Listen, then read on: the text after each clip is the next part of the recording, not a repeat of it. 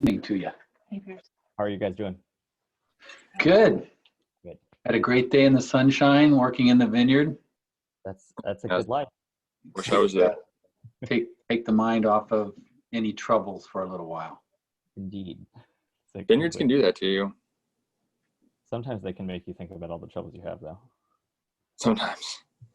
Okay, I think we're probably in a good spot to get rolling here. I'll let Scott and Annie take it away. We're talking with Scott and Annie of Raptor Ridge. They're down in the Willamette Valley. I very much have enjoyed my visits down with them. They've gone out of their way to make our experiences fantastic, and I really enjoy their wine. So I hope you guys enjoy the wine and the talk they're going to put on here. Yeah, thanks, James. And we're thinking that we can spend 45 minutes, give you some information about our neck of the woods and our wines and approach to, in particular, white wines tonight, even though we make a whole range. If I could inflict some slide wear on you. Annie, you know how to do this better than I do. Sure, and How I to share. promise it's fun slideware. Well, maybe. We're going to share our screen. And really the idea is to give first a brief overview on who Raptor Ridge is, what do we stand for, what do we do, and then really step back and give you a context of the valley we live in. So with that, who we are a ma and pa operation. We're a little larger than average. I think the average Oregon winery is around 5,000 cases. We're not large, but we produce about 10,000 cases a year. Folks who get to know us and our wines appreciate the authenticity of the wine. Everything is true to the varietal and well made with levels of quality that we're proud of. But more than that, the people in the place are very authentic, very approachable. And we have dogs, which you can hear in the background right now. Dogs are important. We've also been blessed to be allowed to be leaders in the Oregon wine producing community. I was, over 15 years ago, a founder of the Oregon Wine Board, as well as last year's president of Oregon Pinot Camp. Annie is a board director of the Willamette Valley Wine Growers Association and was president of Oregon Pinot Camp in 2008. We also, we're not large. We don't have big marketing budgets, so we focus on quality, and all of our wines have great pros and some good numbers that go along with them. The idea is that we deliver value for the money. Not that our wines are inexpensive, but for the price point, we think the wines really over deliver. The other tenet of what we do and how we approach our lives is sustainability, but our wine growing in particular is in all cases certified either sustainable, organic, or biodynamic. A little bit more on that later. Our estate vineyard is just outside of Portland, about 20 miles southwest of Portland in the northern reaches of the Willamette Valley. One of the sub or nested AVAs is called the Chehalem Mountains. And we're farming about 27 acres there, managing a 27-acre property and properties in the Chehalem Mountains. But we also lease and source vineyard designated wines from all over the Willamette Valley, about 14 different vineyards through all the other nested AVAs. And what I like about our team is finally, after 25 years of doing this, I love every single person on our team, not just my wife. They're all very spunky, and they bring a lot of, I call it emotional labor to the table every morning, every day when they show up for work. I left a little URL at the bottom there, raptorridgewinery.com, if you want to read more about the team members and those folks. So with that, let's step back a little bit and look at the greater Willamette Valley. It's a community of very small artisan producers, maybe a couple of exceptions to that, but even the largest Oregon winery considered boutique by maybe even Washington standards, but certainly California standards. We're number 3 in the terms of how many wineries are in a given state. We're number 4, if not number 5, in terms of the wines produced. Overall, we produce maybe 1% of the wine consumed in the United States. But 70% of Oregon wineries are that small 5,000 case mom and pop operation. So very, very hands-on, very authentic folks. Also, Oregon wine producers are guardians of the vine and of the soil. We've ticked over 50% now of the vineyards in Oregon are some way certified sustainable, either through live or organic or biodynamic certifications. And over half of the wine made in Oregon is grown on the estate of the producing winery. It's not negotiant wine that's brought in tankers and blended with some marketing label that's been put on it. It's the real deal. Just like I mentioned about Raptor Ridge, I think it's true for Oregon and Willamette Valley producers. They are not large. They must compete on quality. And if wine scores are a proxy for a quality metric, over 20% of the wines in Wine Spectator, for example, are 90% or above come from Oregon. That when you make about 1% of the wines, I view it as a 20x multiplier on your average quality. I think my neighbors here on the call, you all know where Oregon is, as I like to say, second down from the left. We're not first down from the left, that's Washington, but we're your neighbor to the south. But more importantly, the wine growing regions of Oregon and Washington are right at that 45th parallel and slightly above, 45 to 50. And that's important because of sunlight. And first on sunlight, you all know what summers are like in this part of the Pacific Northwest. They're glorious, 15 hours a day or more. Well, it is sunlight, after all, that turns into wine. It's that photosynthesis in a cool climate that makes for complex wines with length, with freshness of fruit in the wine that's produced. The other thing about this neck of the woods that I find so compelling is its geologic history. That parent material that we're given in which we grow wine grapes came through a very interesting history. Let me spend about 5 minutes on that. We're on that ring of fire where most of the Earth's volcanoes and earthquakes and tectonic action is happening. Those little red triangles are active volcanoes on planet Earth right now. You go back really not too far distant in geologic time, a mere 200 million years, this area was all underwater and very volcanic. There were underwater volcanoes forming.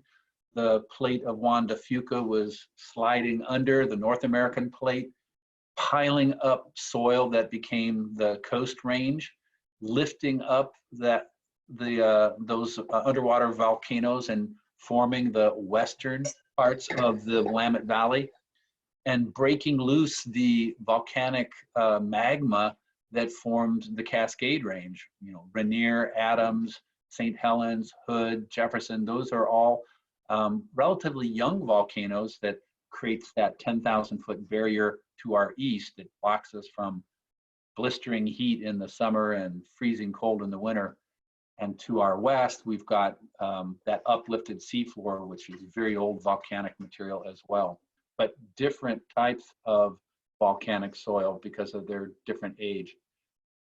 Then almost a blink in time ago, 15, 20,000 years ago, I think we're all familiar with the Missoula floods that happened, it's thought 20 or 30 times, where this ice dam that was 2,000 feet high repeatedly broke and refroze and broke. And every time that dam let loose, a torrent of water 300 feet high with super high velocity scoured the soils off of Montana and eastern Washington, carved out the Columbia Gorge, and deposited that soil into the Willamette Valley. Ground up rock flour, ground up granite rock flour that doesn't naturally exist in Oregon, ended up being blown onto those volcanic hillsides, giving us this loess material that's very interesting. So the third part of what makes this a diverse growing area is our winds. That geologic history shaped the Columbia Gorge, which is a source of high, hot winds pouring into the Portland area and into the northern reaches of the Willamette Valley. That coast range that I talked about being formed 200 million years ago has notches in it, one of them very prominent, a mere 700 feet elevation when the coast range is like 3,000 feet, is this Van Duzer corridor that allows cold Pacific wind to come in every night and just scour out the heat of the day, kind of hitting right on the Eola Amity Hills. So we've got this diversity of soils, whether it's ancient seafloor, new volcano, old volcano, blown in loess, all complexed with these differing wind patterns that make for an important diversity of where you're growing wine grapes in the Willamette Valley, and how that affects the wine itself. So with apologies to my friend and fire, I will now sing a version of Serpentine Fire. No, we are formed of earth, wind, and fire in the Willamette Valley, is the point. So to modern times, and maybe a little sip to regain my voice. To modern times, the northern Willamette Valley, from Portland to Salem, that's about a 100-mile stretch, and also about 40 miles wide, has these unique regions that we have further sub-designated as sub-AVAs, American Viticultural Areas. The Chehalem Mountains, where Annie and I live, close into Portland. Part of a proper subset of the Chehalem Mountains, but a very unique place unto itself is Raptor Ridge, is another AVA. Further west, this crab-shaped region is called the Yamhill-Carlton District, another AVA. And the first place where Pinot Noir was planted in the Willamette Valley is the Dundee Hills. Then McMinnville is kind of facing right out to that Van Duzer corridor, as is the Eola Amity Hills. So these are both shaped by that Van Duzer wind that comes in. There's a newly minted AVA that I don't yet have updated on my map, which is called the Van Duzer AVA, and it's right here on that corridor. Raptor Ridge sources fruit from about 14 vineyards throughout the Willamette Valley, shown there. And actually there's a 15th vineyard that I work with in Southern Oregon that grows some very fine Tempranillo. But that's a 5-hour drive south and a whole nother set of geologic history that shaped that high mountain region. So each of these X's are places where Annie and I grow and produce a vineyard designated Pinot Noir or Chardonnay, or in one case, Auxerrois, as well as our own estate where we grow Pinot Noir and Gruner Veltliner, a little Austrian varietal. So to our estate, here's a little aerial drone shot of about 20 acres inside the fence. This is a gentle slope facing east-southeast, like the wines of Burgundy. And you can see listed there the many varietals that we grow or lease from other vineyards and produce at Raptor Ridge. It's a beautiful spot. The estate vineyard is very consistent, loess soil, so that ground up rock flour that I spoke about being deposited on top of a fairly new volcanic soil, very rich in iron oxide, very red, that produces a spice and a pepper note to our Pinot Noir. A bit about our history and philosophy at Raptor Ridge. We started 25 years ago. We're facing our 26th vintage, emerging on the vine right now. And the first winery was 200 steps up behind me in an old sheep barn. Yes, I used to raise sheep and bees and have a little organic truck farm here, but I got interested in winemaking and wine growing and had to focus. So the sheep were sold, the barn was converted into a proper winery. We found nearby land while we were leasing and bringing in fruit. So in 2000, I spent the spring clearing about 20 acres of cherry trees, grafting my own vines, planting the first third of Raptor Ridge Estate. And somehow we were discovered by Harvey Steinman around the year 2000. I think they did a spread of Raptor Ridge, a two-page spread, and we were definitely off to the races, people paying attention to us, and it was flattering and rewarding. Twice we were named Winery of the Year by Wine and Spirits magazine. And we finally were able to build a larger winery. In 2009, we broke ground and had our current winery, 10,000 case state-of-the-art winery built there in time for vintage 2010. So we're very hands on everything we do. And there's a picture there of Annie on the top left doing her best Sigourney Weaver killing aliens. Actually, she's just washing out picking bins and being part of the crush crew. That's on the top right, a young Scott Shull with a ponytail getting ready to take his first 4,000 vines that he grafted and hardened off in the shade of our forest here at home. And I was trucking them up to be planted there in 2001.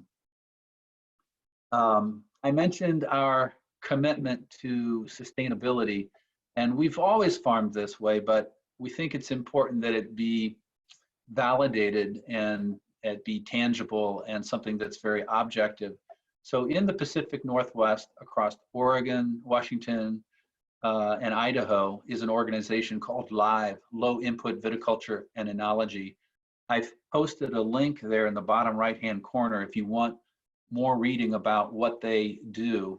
The standards, there are about 200 standards that are all measurable.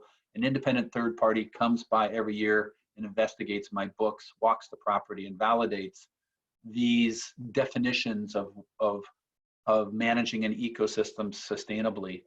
The standards were developed in Europe about 60 years ago, and the LIVE organization has imported those and focused those on the wine growing industry. About 25 years ago is when LIVE started. A bit about Raptor Ridge. People say, raptors, do you have dinosaurs on your property? And the answer is no, not dinosaurs, but we have lots of birds of prey. In fact, our estate vineyard has the proper name, the Tuscaloosa Vineyard. So you may see that moniker on our wine label. Tuscaloosa is a word from the Tualatin eagles who first populated this valley. It means the place where the owls live. And so owls are raptors. We build habitat and nesting boxes and perching places for them to hunt our vineyard. We use them as part of our crew to keep the moles and the gophers and some of the other vertebrates that we don't want, they love to have for dinner. So they're quite helpful for us in that way. So to the tasting, we opened a bottle as we were getting organized of the Gruner Veltliner. And I don't know how many of you on the call are familiar with this Austrian varietal. We just call it groovy wine if you can't pronounce Grüner Veltliner. But about a third of the wine produced in the country of Austria is this varietal.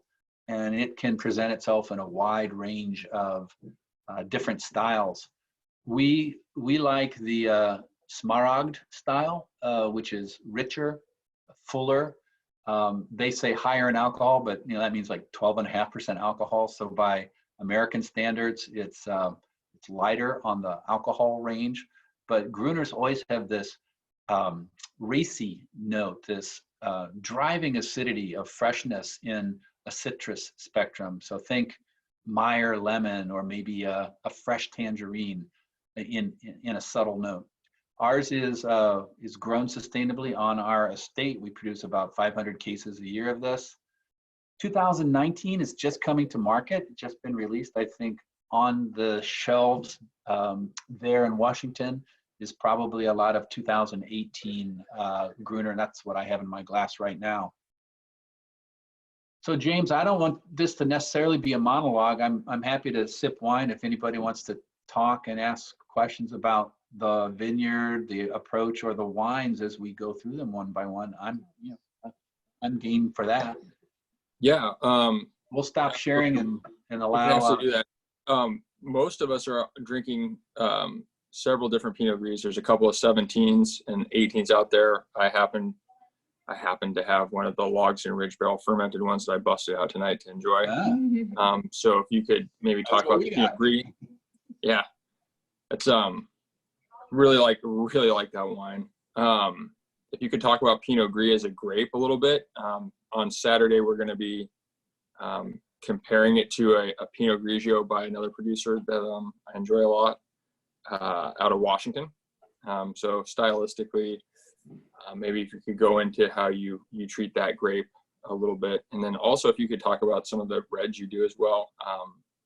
I'm a raving fan of a lot of your Pinot Noir as well. Yeah, what a coincidence! We just happened to have a bottle of that 2018 Logsdon Vineyard Pinot Gris that we just opened.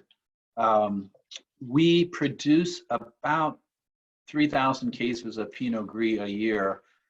And it's all comprised of 5 different vineyards, 2 of them organic, 3 of them grown sustainably, and they're all scattered throughout those regions that I just described. One of them is here in the Chehalem Mountains. One is in the McMinnville AVA. One is in the Eola Amity Hills, and Logsdon in the glass right now is out in the greater Willamette Valley. And it's some of the best fruit that I ever see for Pinot Gris year after year. And it goes into our general bottling, that 3,000 case bottling, which is called Vineyard Select Pinot Gris.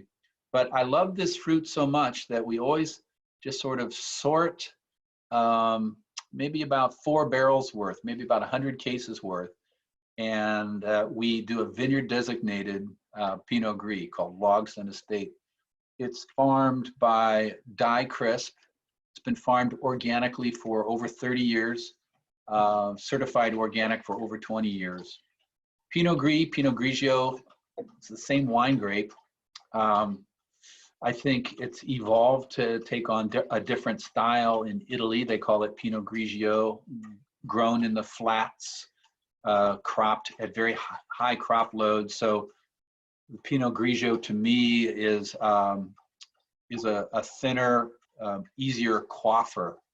Pinot Gris is the French term, really the Alsatian term, for the same grape grown in the Vosges Mountains on those eastern slopes, and produced much in the style that we are trying to emulate. A little heavier palate weight, a little heft on the palate, maybe a hint of residual sugar. Not at all sweet, but the RS is maybe 2 to 3 grams per liter. So 0.3% RS, just enough to lift the fruit. And it always plays in that Asian pear, citrus spectrum, nice minerality. The barrel fermentation is a very different environment.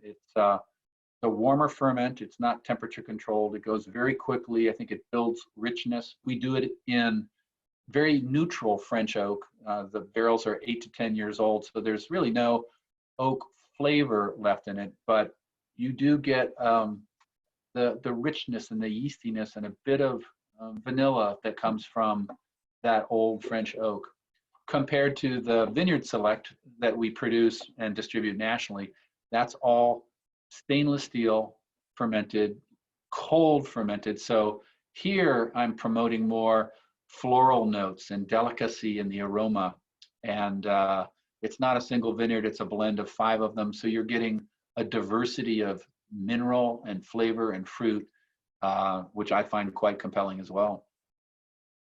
Let's try a little sip of the logs then, though.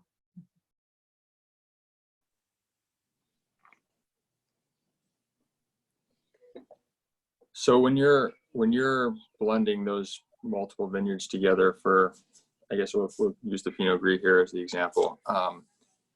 What are you looking for when you're putting this together in the Alsatian style to try and continue to drive that profile forward? Yeah, I'm looking for ripeness without the fruit getting too tubby. So underripe would be lemon, and so I'm wanting the grapes and the juice to be tasting toward Meyer lemon and toward tangerine notes. So I know that it's not going to be so searing in acidity and so insipid that it will be uninteresting. So I'm looking for a combination of those flavors to build that citrus spectrum. I'm also looking for freshness. We pick really on a bit on the leaner side, a little slightly underripe side from each of these vineyards to keep a higher level of acidity, lower pH and higher TA, so that the wine has a through thread that will carry a long taste experience, and that acidity will carry the flavor of the wine for 30 to 60 seconds after you've finished a sip. And I'm looking for palate weight, and I think we get that probably from the soils that we have here in the Willamette Valley, combined with our fermentation approach of having a long cold fermentation sitting on the lees. And even though I'm doing these in large 4,000-gallon tanks, I'm stirring the lees. The lees are yeast. As the yeast finishes its job and settles down for a long winter's nap at the bottom of the tank, I'd rather keep it suspended in the fermentation, and that builds that palate weight and that creaminess and maybe the pleasant note like a slice of cheese that you very much enjoy, that cheesy, leesy thing. So those are some of the things we do to create that North Star Alsatian style that I spoke of. It's one of my favorite. Alsace is one of my favorite regions. I heard it got maybe Annie hooked too on that last call I was on with you guys. So yes, the way to a woman's heart is through Auxerrois, yeah. Another wine we make. Who knew? It's actually through Alsatian whites, like a Zinhumbrecht. If you could talk about a little bit of, about the other grapes that you're doing besides the Gruner, which the Gruner is the best Gruner I've had out of the United States. Thank you. Yeah, it's not comparable to most of the rest of the ones that I have. You guys do a fantastic job with it. But it's a grape that I would highly recommend people trying, whether it's the Raptor Ridge or some of the ones out of Austria. It's a very unique, fun white wine to drink. Gruner's fun. The Gris is as we just discussed is a great homage to Alsace. Another varietal that I love coming out of Alsace is called Auxerrois, Auxerrois. We are now Oregon's largest producer of Auxerrois. Sounds bold, but making 400 cases a year is all it takes to be Oregon's largest producer of Auxerrois. But this Auxerrois and Chardonnay are kind of the other two grapes that we focus on. These are proper siblings. I don't want to do gender appropriation, but I think of them as sisters. They both came from the same plant material, Pinot Noir crossed with Gouais Blanc. So Auxerrois and Chardonnay, I find somewhat similar, but somewhat different.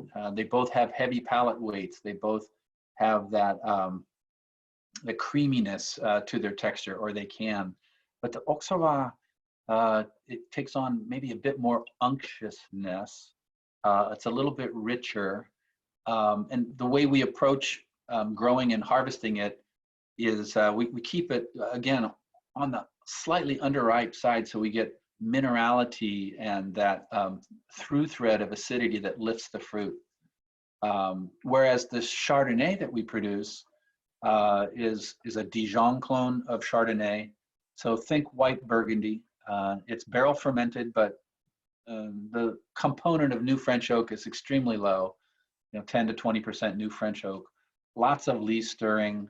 I love Meursault wines and Montrachet wines, and so I'm trying to deliver that kind of a taste experience with our single vineyard wines here, the Zenith Vineyard Auxerrois or the Grand Moraine Vineyard Chardonnay. Annie, did you have anything to add?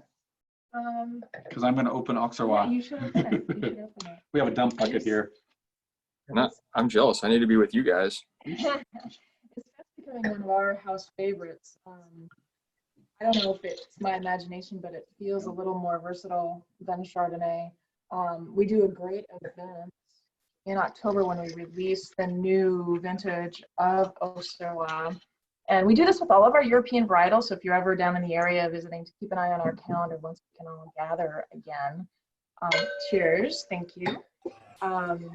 We do an Oktoberfest event, and we work with a local chef who loves to prepare Alsatian dishes, and we do the release of our newest vintage of Auxerrois, and then we also bring in some Auxerrois from Alsace and bring in some traditional brands from the home country. So you're getting a true taste of the country of origin and being able to compare and contrast what we do here in the New World to what is done in France. And what we're trying to do is really establish that even with non-Pinot European varietals, the Willamette Valley is capable of growing some really nice quality renditions of those varietals, and Auxerrois is one of them. So that's our little event Definitely. story. Not to, as a Washington producer, I hate doing this, but as far as white wines go, I strongly favor Oregon white wine. The climate for me does just an outstanding job there. And the producers have taken to mimicking a lot of the old world styles and traditions. And I think that's really helped to create a nice culture for white wine in Oregon. I agree. Well, yeah, I think since the overarching point of tonight's chat was our white wines, those are Gruner Veltliner, Pinot Gris, Auxerrois, and Chardonnay. We also make some lovely rosés, and the way I make them, you would think they're white wines. It's a very similar approach, capturing floral notes and delicacy and freshness. But we also do a tank fermented rosé and a barrel fermented rosé, two opposite ends of the spectrum, just like we do with our Pinot Gris, a tank fermented Pinot Gris and a barrel fermented Pinot Gris. All available through the Wine Trust and their retail partners throughout the great state. Yeah, I absolutely definitely support the retail partners, but I mean, if you can, I strongly encourage you to everyone to go down to Raptor Ridge and enjoy the tasting room. It's a beautiful place, and it's a great experience to go down there, and it's one of the closest ones to Portland too. So it's very accessible if you're going down to Oregon wine country. I'm going to open it up to questions if anybody has any questions on any of the whites we talked about, or if you guys have questions about Pinot Noir. They're a great resource for that as well. I I've become a big fan of both the barrel select and this other vineyard designated Pinot Noirs as well. And I'm probably accruing more of them than I probably should be in my, but it's been a great experience being able to taste all the different vineyards out of all those different AVAs and kind of, across one winemaking style. It's a lot of fun to be able to do that. Yeah, since I mentioned that we do Pinot Noir from each of those sub AVAs, 2 points on that.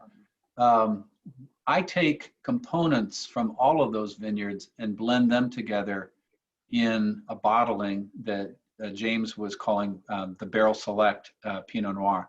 And that is a taste of the Willamette Valley. So we blend that for consistency and a true taste of the Willamette year after year. And that we make about 4,000 cases a year of and distribute nationally. In addition, every one of those vineyards has distinct blocks, different clones in those blocks of Pinot Noir that we harvest separately, ferment separately, barrel age separately. And today, Shannon and I just started tasting through vintage 2019. We will build component blends of vineyard designated Pinots as well. So we make about 14 of those. So if you're stuck at home and you're bored, go to our website. We are, over the last 2 weeks, we've been doing Zoom call interviews at the vineyard with the vineyard managers I work with, as well as Annie and I here at home and Shannon at her house. Shannon is with me, alongside me, winemaker at Raptor Ridge. And she's a brilliant young lady who's made wine all over the world for the last 17 years. So it's great to get her take on these grapes and get to see the vineyard as well as the grower that I work with. So we're kind of doing a virtual tour, AVA by AVA, of the Willamette Valley and showcasing, every other day a different vineyard. So at the end of the week, there's 3 vineyards we've visited, and we've got a 3-pack of wines that are available that are the signature of each AVA. I envisioned it being a month long because I'm hoping that by the time we're at the end of this virtual AVA tour, that we'll all kind of get unleashed and be able to get back into society. Call me optimistic. Yeah, I'd take that. Optimism's good. I'm gonna super nerd out here. Nice. I like your mask, Matt. That's hard to say. Wine filtration through a surgical N95 mask.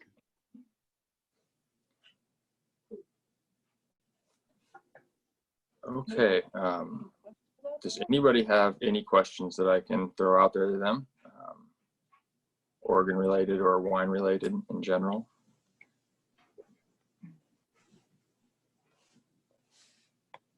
You guys might get off the hook here. You guys get to just drink all those wines up. Well, I just before this call pulled a homemade sourdough loaf of bread out of the oven and quickly slipped You've got in, more fans for the sourdough, I think. Yeah. I slipped in a tray full of lemon and Aleppo pepper seasoned chicken that's been roasting, and that's going to go with the oxawa. Never trust a winemaker who does not know how to cook. That's all I can. I think that's probably good advice to live by. Oh, there's the bread. Here's tonight's sourdough.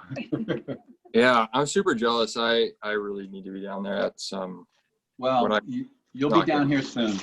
I will. I'm counting on it. I love getting down to Oregon and tasting. I try and do that a few times a year. But, okay. Well, if there's no other questions, I'll let you guys get to that dinner. And I really appreciate you guys coming on. Thanks for the invite. Pleasure. Thanks for the invite. Yeah, absolutely. And I'll be down to see you guys hopefully really soon.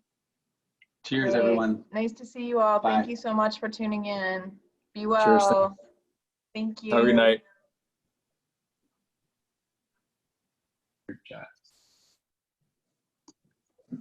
Yep. That's the chat. Mhm. The chat. Thank you. Very much.